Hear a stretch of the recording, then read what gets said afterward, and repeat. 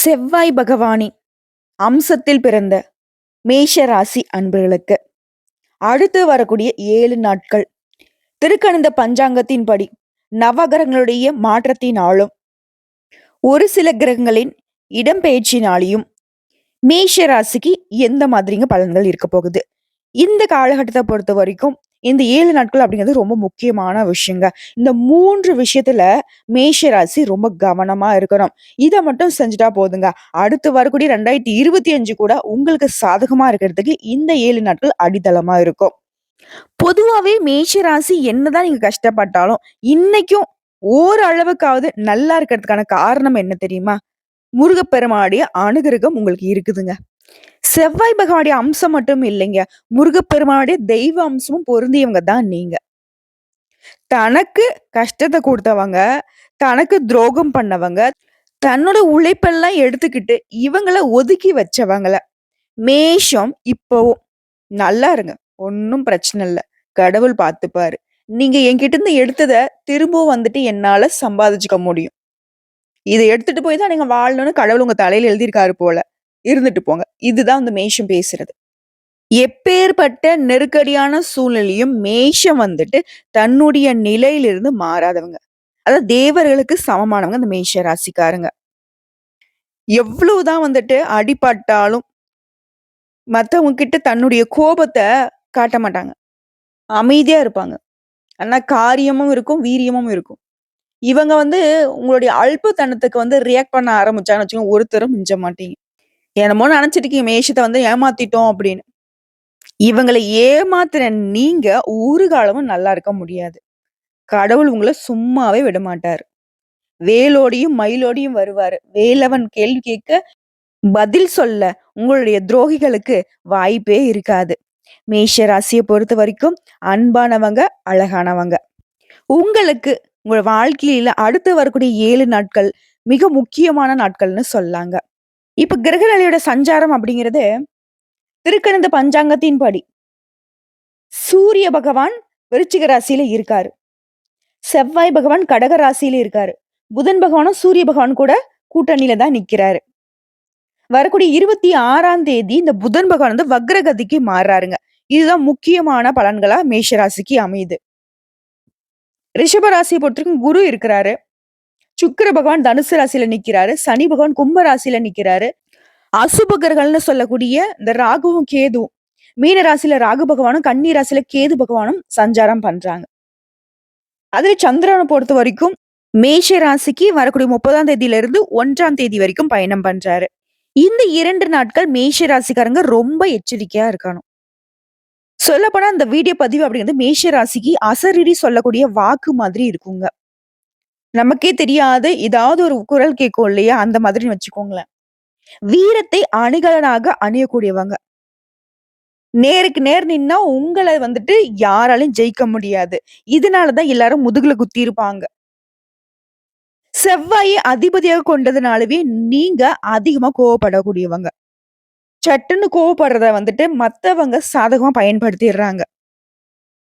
கடினமா உழைச்சிருப்பீங்க. ஒரு வார்த்தை சொல்லிடுவாங்க. அத அப்படியே தூக்கி போட்டு கிளம்பிருவீங்க. அதுதான் அவங்களுக்கு சாதகம். தூக்கி போடணும், அத இவங்க எடுத்துக்கணும். இப்ப என்ன பண்ணுவாங்க? முதல்ல இருந்து கடைசி வரைக்கும் வேலை பார்த்தது நீங்க. ஆனா உங்கள அப்படி அந்த கோவத்துல ட்விஸ்ட் பண்ணி விட்டு, உங்கள அந்த இடத்துல இருந்து நகர்த்திட்டு, என்னமோ அவங்க தான் உழைச்ச மாதிரி அவங்களுக்கான நல்ல பெயர எடுத்துப்பாங்க. இதெல்லாம் வந்துட்டு மேஷம் அனுபவிச்சிருப்பீங்க இப்ப வரைக்குமே. இப்போ எங்க வந்து நீங்க தோல்விய தழுவுறீங்கனாக்கா, அது கோபம் தான். ஆத்திரக்காரனுக்கு புத்தி மட்டு. ஆனா மேஷத்த பொறுத்தவரைக்கும் ரொம்ப புத்திசாலிங்க தான். எல்லாமே பண்றீங்க. ஏதாவது ஒரு இடத்துல மத்தவங்களுடைய சூழ்ச்சிக்கு உள்ளாகிர்றீங்க. பண விஷயத்துல, உறவுகள் விஷயத்துல, காதல் விஷயத்துல, எல்லா இதுங்கள்லயும் நீங்க ஏமாற்றப்பட்டிருப்பீங்க. இந்த விஷயத்துல எச்சரிக்கையா இருங்க. உங்கள பொறுத்தவரைக்கும் நவகிரகங்களின் நாயகன்னு சொல்லக்கூடிய சூரிய பகவான் உங்க ராசிக்கு 8ஆம் வீட்ல அமர்றாரு. இவர் வந்து தொழில்ல இருக்கக்கூடிய போட்டிகளை சாமர்த்தியமாக சமாளிக்கிறதுக்கு வழிவகுக்கிறாரு. இருந்தாலும் முதல் எச்சரிக்கை வந்து தொழிலுக்கு தாங்க சொல்றேன். மேஷ ராசி தொழில் விஷயத்துல ரொம்ப கவனமா இருக்கணும். யாரையும் நம்பி உங்களுடைய வேலையை ஒப்படைக்க கூடாது. தொழில் மட்டும் இல்லைங்க, கூலி வேலை செய்றவங்களாவே இருந்தாலும் சரி. உங்க வேலைய நீங்க தான் பார்க்கணும். அதுவும் அரசாங்க பணி, அதிகாரமிக்க பணிகள்லாம் இருக்கீங்க அப்படின்னாக்கா ரொம்ப எச்சரிக்கையா இருக்கணும். அரசியல்வாதிகள்லாம் வந்துட்டு வாக்கு குடுக்கக் கூடாது. "ஜீவா கைய முறுக்குவான் பாரேன், கீழ விழுந்த சில்லறைய எடுக்க மாட்டான் பாரேன்" அப்படின்னு மேஷ ராசிக்காரங்களே, உங்கள ரோஷம் அப்படிங்கிற விஷயத்த ட்விஸ்ட் பண்ணி விட்டு, அவங்க காரியம் சாதிச்சுக்கிறாங்க. அந்த விஷயத்துல எச்சரிக்கையா இருக்கணும். முக்கியமா நம்மோட தொழில், நம்மோட நிதிநிலை, நம்மளோட பொருளாதாரம் சம்மந்தப்பட்ட விஷயம் அது. ரொம்ப எச்சரிக்கையா இருக்கணும். சரிங்களா? இத வந்து மனசுல வச்சுட்டு உங்க செயல்பாடுகள பண்ணுங்க. அடுத்து சந்திர பகவானுடைய இடம்பெயர்ச்சி அப்படிங்கிறது, மேஷத்த பொறுத்தவரைக்கும் மிகச்சிறந்த நன்மைகளை அள்ளி கொடுக்கிறாருங்க. சூரிய பகவானும் சாதகம் தான். சந்திர பகவான் இன்னும் சாதகம். இதன் காரணமா வெளியூர் பயணங்கள் இருக்கு இல்லையா? அதுல நல்ல பலன்களை கொண்டு வந்து சேர்க்கும். ஏன்னா சந்திரன பொறுத்தவரைக்கும் தினம், தினம் இடம்பெயர்ச்சி ஆகக்கூடியவர். அதே நேரத்துல வெளிநாட்டுல இருந்து நல்ல செய்தி எதிர்பார்க்கக்கூடிய உங்களுக்கு, நல்ல செய்திகள் வந்து சேரும். வெளிநாட்டுக்கு வேலைக்கு போணும்னு நெனச்சீங்கன்னா கூட, நல்ல வேலை அமையும். விசா கிடைக்கும். வெளிநாட்டு தொடர்பு உங்களுக்கு அதீத நல்ல பலன்களை ஏற்படுத்தும். அடுத்து செவ்வாய் பகவான பொறுத்தவரைக்கும் உங்களுடைய ராசிக்கு அதிபதி இல்லையா? 4ஆம் வீட்ல அமர்வதனால, அரசாங்கத்துல இருந்து அனுகூலமான செய்திகள் வந்து சேரும். அரசு சம்பந்தப்பட்ட காரியங்கள் கடகடன்னு நடக்கும். அடுத்த நீண்ட நாட்களாக இருந்த பகையை உடைய பேச்சுவார்த்தைகள் மூலம் தீர்த்துக் கொள்வீங்க. இருந்தாலும் பேச்சுக்கள்ல எப்பவுமே மேஷ ராசி நிதானத்தை கடைபிடிக்கணும். நீங்க மட்டும் இல்லைங்க, மத்தவங்க பேசுறதும் நீங்க கவனமா பார்க்கணும். இது 2வது எச்சரிக்கை. அடுத்த புதன் பகவான பொறுத்தவரைக்கும் உங்க ராசிக்கு 8ஆம் இடத்துல நிக்கிறாரு. சொத்து சம்பந்தப்பட்ட வழக்குகள்ல சாதகமான பதிலை பெறுவீங்க. சொத்து சம்பந்தப்பட்ட பிரச்சனைகள் முழுவதுமாக தீர்றதுக்கும் வாய்ப்புகள் இருக்கு. அடுத்த உறவுக்காரர்கள் மத்தியில உடைய செல்வாக்கு அதிகரிக்கும். அடுத்த குரு பகவான பொறுத்தவரைக்கும் உங்க ராசிக்கு 2ஆம் இடத்துல அமர்றாரு. திருமண காரியங்கள்ல இருந்த தடைகள், தாமதங்கள் விலகி சிக்கல்கள் இல்லாமல் திருமணம் கைகூடும். காதல் விவகாரமும் திருமணத்துல கைகூடுறதுக்கு வாய்ப்புகள் அதிகம். காதல் பண்ணிக்கிட்டு இருக்கீங்க அப்படின்னாக்கா, இப்ப வீட்ல வந்து பெரியவங்க கிட்ட சொல்லி திருமணத்துக்கு பந்தத்துக்குள்ள போறதுக்கான சாதகமான காலகட்டம்.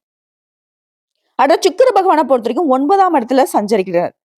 பெரிய முயற்சிகள கூட இந்த காலகட்டத்துல சாதிக்க முடியும். மங்கள காரியங்களுக்காக நீங்க செய்யக்கூடிய ஏற்பாடுகள் சின்ன சின்ன பிரச்சனைகளை தாண்டி வெற்றி பெறும். ஏன்னா, சுபகாரியம் அப்படின்னாவே ஒரு சின்ன சின்ன பிரச்சனைகளை தாண்டி தான் அது சந்தோஷமான விஷயமா முடியும். ஓகேங்களா? அடுத்த சனி பகவான பொறுத்தவரைக்கும் 11ஆம் இடத்துல இருக்காரு. எதிர்பாராத வகைகள்ல பணவரவுகளை அள்ளி கொடுத்து உங்கள திக்கு முக்காட வைக்கிறாரு.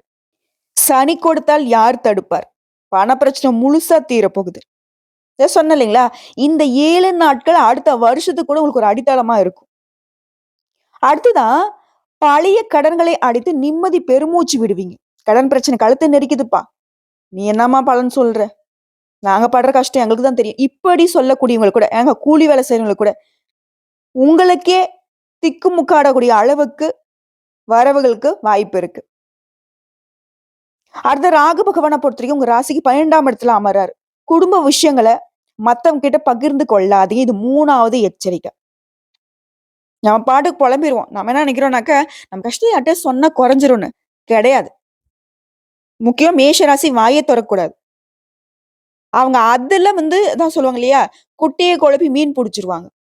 நீங்களே ஆல்ரெடி குடும்ப விஷயத்துல, குடும்ப பிரச்சனைல குழம்பி போயிருப்பீங்க. அவங்க அத வந்துட்டு வேற மாரி ட்விஸ்ட் பண்ணி விட்டு, உங்களுக்கு ஆதரவா இருக்கிற மாரியும், உங்ககிட்ட அன்பா இருக்கிற மாரியும் நெனச்சுக்கிட்டு, நீங்க சொல்றத உங்ககிட்ட எல்லாத்தையும் வாங்கிக்கிட்டு, வெளிய போய் அத ரொம்ப கொட்டி விட்டுருவாங்க. அட என்னடா இதுன்ற மாரி இன்னும் அதிகமான பிரச்சனைய சந்திக்கிறதுக்கு வாய்ப்பு இருக்கு. ஸோ இந்த விஷயத்துல மேஷம் கவனமா இருக்கணும். இதுதான் உங்களுக்கு 3 எச்சரிக்கை. நிதான போக்கு கடைப்பிடிக்கணும். யார் என்ன மாதிரியான அப்ரோச் உங்ககிட்ட வச்சாலும் சரி, எல்லார் மீதும் ஒரு பார்வை வைங்க. அடுத்த கேது பகவான பொறுத்தவரைக்கும் உங்க ராசிக்கு 6ஆம் இடத்துல இருக்காரு. தொழில் காரணமா குடும்பத்தை விட்டு பிரிய வேண்டிய சூழலை உருவாக்கி குடுக்குறாரு. இது வந்து பெருசா உங்களுக்கு பாதிப்பு இல்லைங்க. ராகு அளவுக்கு கேது பகவான் பாதிப்பை ஏற்படுத்த மாட்டாரு. ஆனாலும் இவர் அசுப கிரகம் தான். நிழல் கிரகம். இவருக்குன்னு வந்து தனியான குணங்கள் கிடையாது. அவர் இருக்கக்கூடிய இடத்திற்கான பலன்களை எடுத்துக்கக்கூடியவர். சோ இவரு வீட்ட விட்டு பிரிய வைக்கிறாரே தவிர்த்து, உங்களுடைய தொழில்ல எந்த ஒரு பாதிப்பும் ஏற்படுத்தல. குறிப்பா நிதிநிலைய பொறுத்தவரைக்கும் வரவின் காரணமா செலவுகள் கட்டுக்குள்ள வரும். இந்த நிதிநிலை பிரச்சனை சுத்தமா இருக்காது. அடுத்து குடும்பத்தை பொறுத்து கணவன் மனைவிக்கிடையே இருந்த சின்ன சின்ன பிரச்சனைகள் கூட மறையும். அனுசரித்து நடந்துப்பீங்க. வெளியூர் பயணங்கால அனுகூலமான பலன் உண்டு. ஆனா என்னன்னா, உடல் அசதியும் சோர்வும் மட்டும் உண்டாகும். உடல் ஆரோக்கியத்துல மட்டும் கொஞ்சம் அக்கறை வச்சுக்கோங்க. அடுத்ததான் கருத்து வேறுபாடு காரணமா உங்கள விட்டு பிரிந்து போன உறவுக்காரன் கூட உங்கள இப்ப புரிஞ்சுகிட்டு, "தப்புப்பா நான் தான் பண்ண தப்பு" அப்படின்னு சொல்லிட்டு உங்ககிட்ட வந்து சரணடைவாங்க. அடுத்தா உத்தியோக பணிகள்ல இருக்கக்கூடிய மேஷத்த பொறுத்தவரைக்கும் அலுவலகத்துல மகிழ்ச்சியான சூழ்நிலை காணப்படும். ஆண்களா இருங்க, பெண்களா இருங்க. வேலைக்கு போறவங்களுக்கு தொழில் ரீதியா எந்த ஒரு பிரச்சனையும் கிடையாது. ரொம்ப உற்சாகமான நாட்களா அமையும். அதே மாரி சக பணியாளர்கள் உங்களுடைய பணிகளுக்கு உதவிகரமா இருப்பாங்க. ஒரு சிலருக்கு நீங்க விரும்பிய இடத்திற்கு இடமாறுதல் கிடைக்கும்.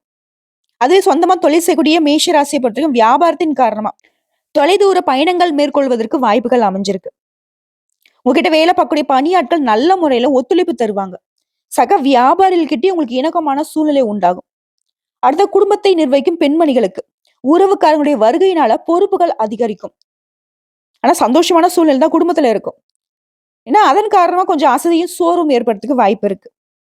திரும்ப திரும்ப சொல்ற ஒண்ணுதான். ஆண்களா இருந்தாலும் சரி, பெண்களா இருந்தாலும் சரி, உடல்நிலை மீது அக்கறை காட்டுங்க.